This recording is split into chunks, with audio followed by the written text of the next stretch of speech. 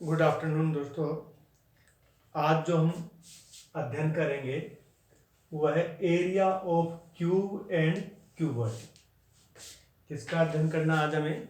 Area of cube and cube का। लेकिन आपको क्या करना है, मेरा जो वीडियो है पूरा देखना और देख करके फिर यदि अच्छा लगे तो आपके दोस्तों को भी शेयर करना और सब्सक्राइब जरूर करना इस चैनल को। और मैं कंटिन्यूस तभी आपको दे पाऊंगा जब आप मुझे सब्सक्राइब करके ज़्यादा से ज़्यादा सब्सक्राइब होंगे तो मैं आपको अच्छी से अच्छी क्लिप बना कर दूंगा। यानी पूरा जो है डिटेल्स में मैथमेटिक्स में लेके चलूँगा। और लाइव क्लास भी 10 दिसंबर से स्टार्ट कर रहे हैं तो आप उसको भी चेक कर सकते हैं लाइव क्लास के हुए। और देखिए यहाँ पर जो घन किसको कहेंगे, दूसरा है घनाभ किसको कहेंगे। यानी पहला है क्यूब घन, क्यूबॉइड घनाभ, जिसकी सभी भुजाएं इक्वल हो, all the course are equal, then you can say it is a cube.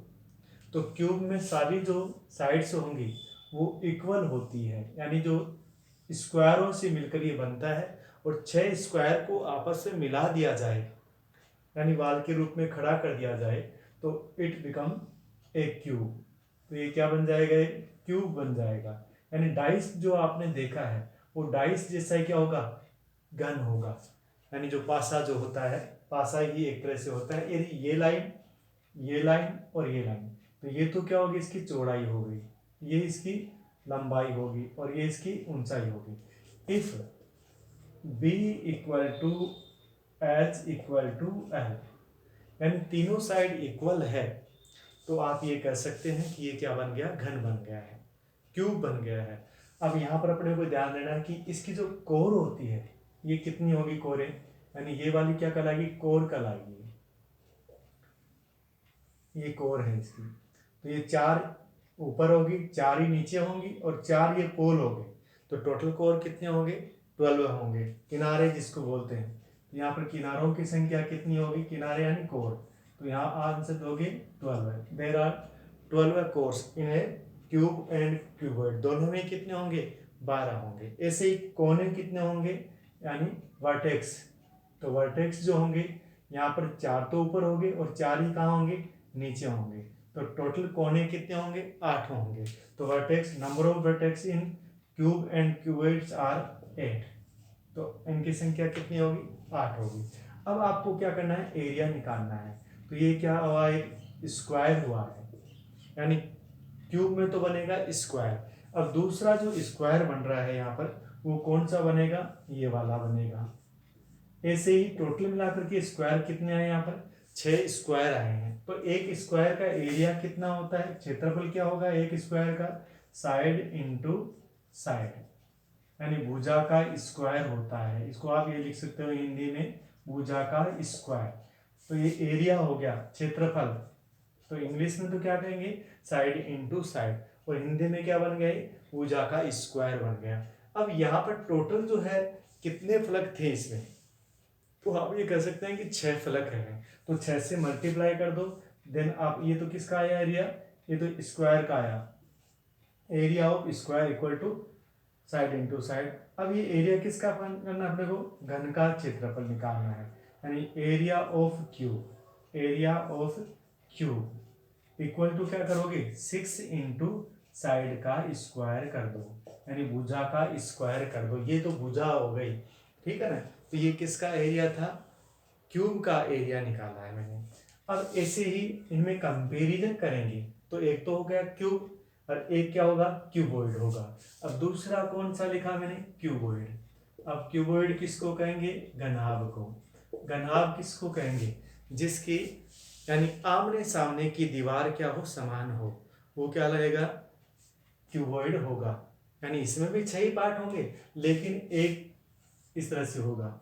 तो यहाँ पर क्या कर दिया? लंबा बना दिया इसको, एक को थोड़ा सा, और 2 को थोड़ा सा छोटा बना दिया, ठीक है ना। ऐसे कर दिया मैंने। ये लो जी, ये बन गया क्यूबॉइड। तो ये क्या कहलाएगा? क्यूबॉइड कहलाएगा। देखिए यहाँ पर ये तो क्या होगी? इसकी ऊंचाई हो गई, ठीक है। मैं बढ़ाने को दूसरे तरीके से बना सकता था। ये इसकी लंबाई होगी और ये इसकी क्या होगी? चौड़ाई होगी। अब तीनों क्या यहाँ पर डिफरेंट है। जैसे मान लो बक्सा है, बॉक्स है, तो बक्से क्या हो गया, लंबाई चौड़ाई ऊंचाई तीनों क्या होंगी, डिफरेंट होंगी।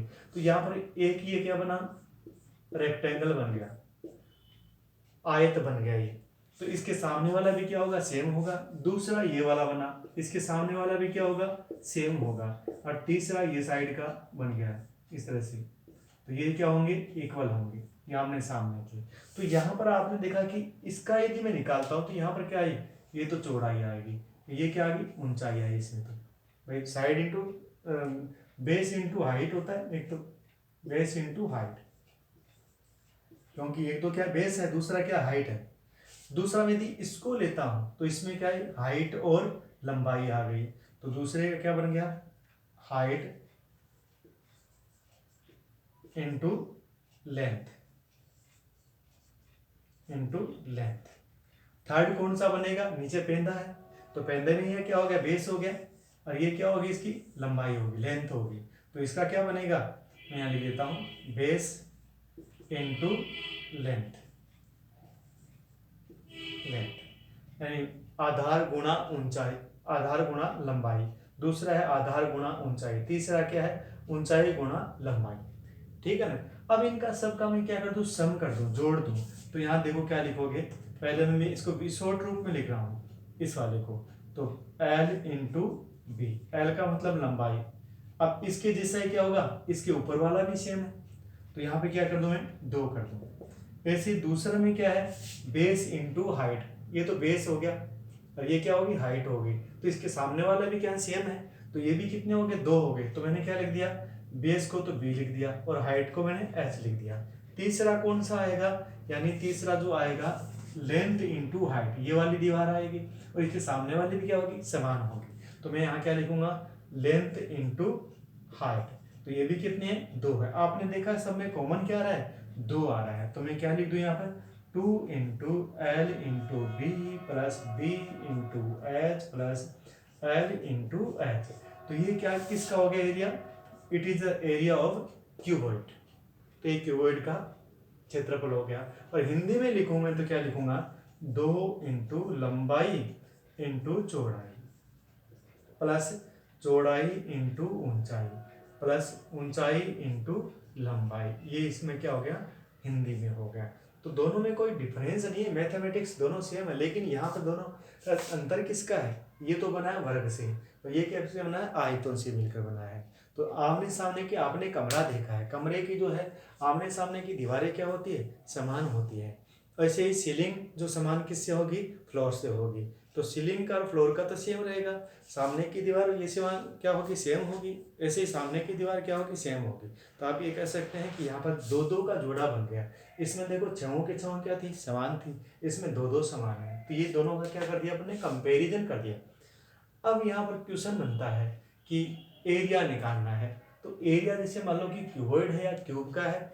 अब इसको भी मैं छोटे छोटे टुकड़ों में काट करके, मान लो कमरे की बात आ जाए कि एक कमरा है और कमरे के अंदर छोटे छोटे कमरे बना दिया जाए, तो कितने कमरे बनेंगे, तो वो भी छोटे छोटे बनेंगे। ठीक है ना। या फिर ऐसा कर दिया जाए कि एक कमरे के अंदर बहुत सारे डब्बे रखे जाएं, तो कितने डब्बे आएंगे। तो आपको क्या करना चाहिए इसी कंडीशन में, यानी छोटे कमरे का जो क्षेत्रफल आयतन, उसमें आयतन निकालना पड़ेगा। यहाँ पर तो क्या है, क्षेत्रफल है, उसमें क्या निकालना पड़ेगा, आयतन निकालना पड़ेगा। तो आयतन की बात तो हम बाद में करेंगे, पहले ये करते हैं कि यहाँ पर जैसे मान लो इसको पेंट करवाना है या इसको बनवाना है, तो उस अवस्था में हमें जो क्वेश्चन मिलेगा वो किस तरीके से मिलेगा। जैसे मैंने कह दिया कि एक घन की भुजा 6 सेंटीमीटर है, the side of a cube is 6 centimeter, then find the area of cube। तो आप डायरेक्टली क्या कर दो यहाँ पर, 6 इंटू साइड का स्क्वायर। तो 6 इंटू साइड कितनी है, मैंने 6 लिखी है, तो 6 इंटू 6। अब इनका मल्टीप्लाई करूंगा, लेकिन यूनिट जरूर लिखनी है, ध्यान रखना है, यदि यूनिट का स्क्वायर हो जाएगा। यूनिट कौन सी है, सेंटीमीटर है, तो सेंटीमीटर में दोगे, और मीटर में है तो मीटर में दोगे। तो मैंने यहाँ लिख दिया 216 सेंटीमीटर स्क्वायर। ठीक है ना। तो इसका क्या हो गया, एरिया होगा। अब मैं ऐसे एक क्वेश्चन और डाल देता हूँ। मैंने देखो यहाँ पर ये मिटा दिया है और मैंने कह दिया एक घन एक घन जिसकी कोण यानी किनारा कोण 7 सेंटीमीटर है। कितना है? 7 सेंटीमीटर है। इसका क्षेत्रफल कितना होगा? What is the area of cube if side is 7 centimetre, core is 7 centimetre? तो आपको क्या अप्लाई करना है? 6 इंटू साइड स्क्वायर। तो आपने ये लिख दिया 6, अब साइड कितनी है? 7 है, तो 7 इंटू 7, और यहाँ यूनिट क्या लगानी है? सेंटीमीटर स्क्वायर लगानी है। अब 7 7 जा 49 से मल्टीप्लाई कर दो, फिर 6 से मल्टीप्लाई कर दो।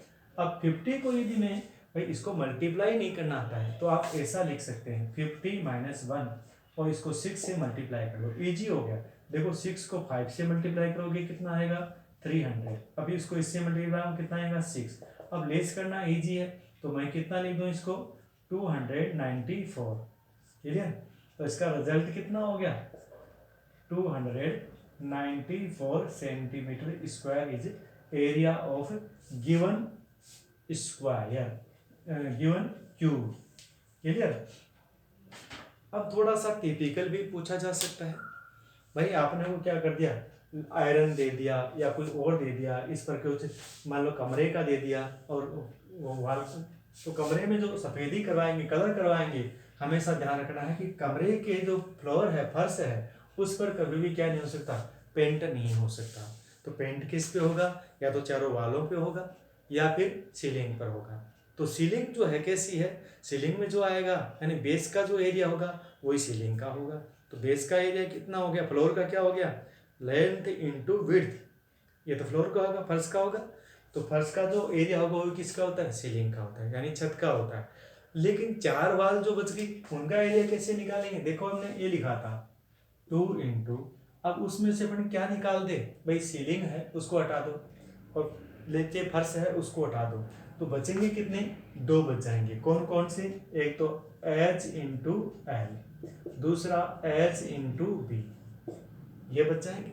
लेकिन ये भी कितने हैं? 2 हैं भाई। एक तो दीवार ये वाली, एक सामने वाली, एक ये वाली, एक ये वाली, तो 4 दीवार। लेकिन यहाँ पर भी कॉमन क्या आ रहा है? H आ रहा है। तो मैं इसको क्या राइट कर सकता हूँ? देखो चारों दीवारों का क्षेत्रफल, चारों दीवारों का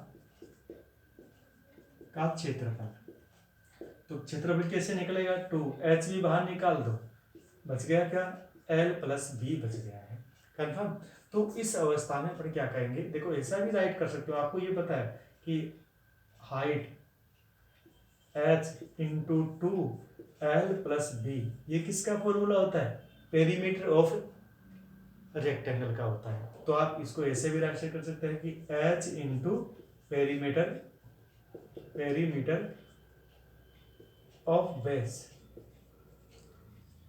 तो यहाँ पर ऊंचाई, हिंदी वाले बच्चे क्या करेंगे? ऊंचाई इंटू आधार का परिमाण, आधार का परिमाण। तो आधार यहाँ पर क्या हो गया? यानी एक रेक्टेंगल है, तो रेक्टेंगल है तो नीचे का जो है उसका 2 इंटू लेंथ यानी लंबाई प्लस चौड़ाई, ये आधार हो गया। तो ये किसका आ गया? चारों दीवारों का। तो area of 4 walls, area of 4 walls. Clear? तो इस प्रकार से हम क्या कर सकते हैं? 4 वॉल्स का भी एरिया फाइंड आउट कर सकते हैं। क्लियर? अब यहाँ पर सीलिंग जो और बच गया, तो सीलिंग का ऐड कर देना। सीलिंग क्या होती है? लेंथ इंटू विड्थ होती है, क्योंकि बेस जो है अपना कैसा है? फ्लोर का है, तो उसी के अकॉर्डिंग इसको सोल्व कर देंगे। कन्फर्म? अब देखिए हम एक क्वेश्चन देते हैं आपको कि एक घनाभ की लंबाई, पहले हिंदी में लिख देता हूँ फिर इंग्लिश में बताऊंगा। लंबाई, चौड़ाई और ऊंचाई क्रमशः 5 सेंटीमीटर, 4 सेंटीमीटर और 3 सेंटीमीटर है। ठीक है? और इसकी चारों दीवारों पर चांदी की कलई करनी है, यानी पेंट करना है। यार चलो, चांदी की कलई तो बहुत महंगी पड़ जाएगी बड़े, पेंट करना है। तो पेंट करने का जो खर्च आता है वो 100 रुपीज पर 10 मीटर, पर मीटर लिख देता हूँ, पर मीटर स्क्वायर आता है, ठीक है। तो टोटल खर्चा कितना होगा। अब सबसे पहले आपको क्या करना है, ये तो मीटर में है, ये किस में, सेंटीमीटर में है। तो यूनिट क्या होनी चाहिए, दोनों की सेम होनी चाहिए। तो आप इसको क्या लिख सकते हैं भाई, इसका एरिया निकालना है, किसका, क्यूबॉइड का, चारों वाल्स का निकालना है, चारों वाल्स में करना है, न तो नीचे पेंदे में करना है और न ही ऊपर करना है, या ऊपर करवाया जाए नीचे पेंदे में नहीं करवाया जाए, तो उस कंडीशन में क्या यूज करोगे, ये वाला यूज कर लो या फिर ये वाला यूज कर लो। तो मैं इसको यूज करता हूँ, पहले चारों दीवारों का निकाल लो। क्या निकालूंगा, 2 इंटू ऊंचाई कितनी है, अपन 3 है।